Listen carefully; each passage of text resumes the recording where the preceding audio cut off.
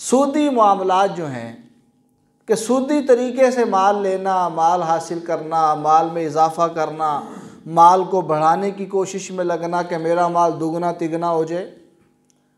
अब बज़ाहिर तो यूँ नज़र आता है कि इंसान के पास पैसे आ रहे हैं, पैसे जमा हो रहे हैं, उसके बच्चे भी खा रहे हैं, उसकी बीवियाँ भी इस्तेमाल कर रही हैं, सारा ख़ानदान इस्तेमाल कर रहा है। बज़ाहिर वो इन पैसों के ज़रिए अपने ख़ानदान को पालने की, ख़ानदान की परवरिश और तरबियत करने की कोशिश कर रहा है। लेकिन ये जो उसका तरीक़ा आमदन है, ज़रिया आमदन है, ये अल्लाह ताला ने हराम नाजायज़ करार दिया। अब बज़ाहिर तो ये पैसों की बढ़ोतरी है, पैसों का इजाफ़ा है, लेकिन इस तरह पैसे के इजाफ़े से अल्लाह पाक ने मना फरमा दिया। अल्लाह पाक ने उसका एक जायज़ तरीक़ा बताया है, तिजारत। तिजारत के ज़रिए माल कमाओ, तिजारत के ज़रिए माल में इजाफ़ा करो, कारोबार में इजाफ़ा करो, बढ़ोतरी करो। तिजारत में और सूद में बड़ा वाज़ेह फ़र्क है। तिजारत में जो चीज़ इजाफ़ा होती है, माल में इजाफ़ा होता है, चीज़ में इजाफ़ा जो होता है, वो किसी न किसी चीज़ के इवज़ में और बदले में होता है। और जबकि जो सूद होता है, इसमें जो इजाफ़ा होता है वो किसी के बदले और इवज़ में नहीं होता। सूद के अंदर क्या होता है कि जो आदमी इजाफ़ा ले रहा होता है सूद में, उसको जो पैसे इजाफ़ी मिल रहे होते हैं, उसके बदले में कोई चीज़ नहीं होती। एक बंदा किसी को उधार देता है, 1,00,000 रुपया उसको उधार दिया और उसको कह रहा है कि मुझे जब वापस करने हैं तो 1,10,000 या 15,000 वापस करने हैं।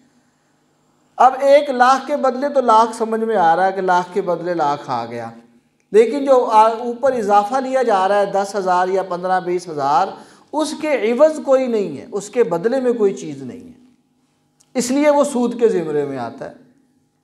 जितने भी ये बैंकों से कर्ज़ वगैरह लिए जाते हैं, बाज़ कंपनियां कर्ज़ वगैरह देती हैं और उसके बाद फिर शरह सूद उस पर तय होता है, 5% या 7% उस पर सालाना या माहाना सूद उसके ऊपर पड़ता है, इजाफा होता है।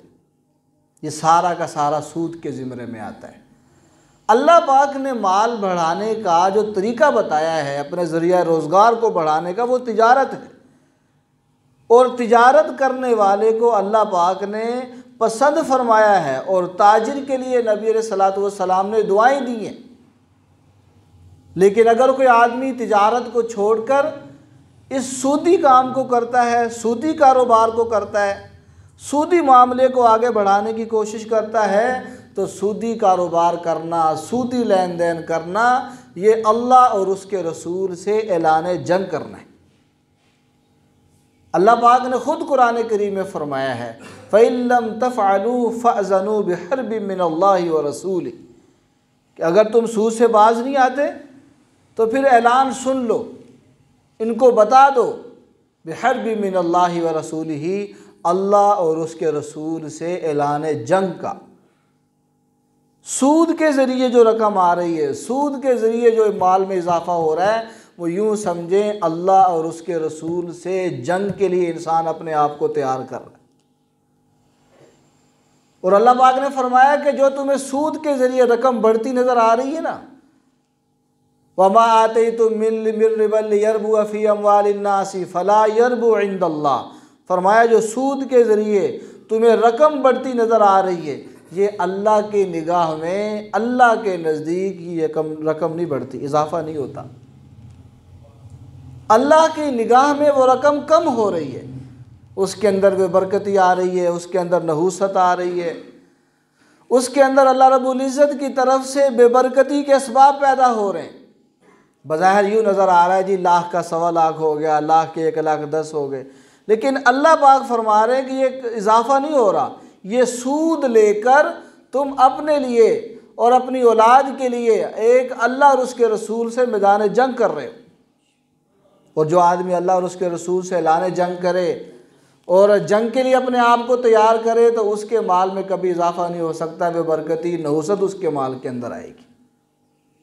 तो दूसरी जगह क्या फरमाया, वमा आतैतुम मिन ज़कातिन तुरीदूना वजहल्लाह, हाँ अगर तुम सदका ज़कात खैरात तुम देते हो बज़ाहिर यूँ नज़र आता है कि सदका देने से माल में कमी आ रही है, ज़कात देने से माल में कमी हो रही है। अल्लाह पाक फरमा रहे कि नहीं, जो तुम ज़कात देते हो वो माल में कमी नहीं आती, वो माल बढ़ता है, अल्लाह पाक उसको बढ़ाते हैं। सूद के ज़रिए माल बढ़ता नहीं है बल्कि कम होता है, और सदका ज़कात के ज़रिए माल में क्या होता है? इजाफ़ा होता है।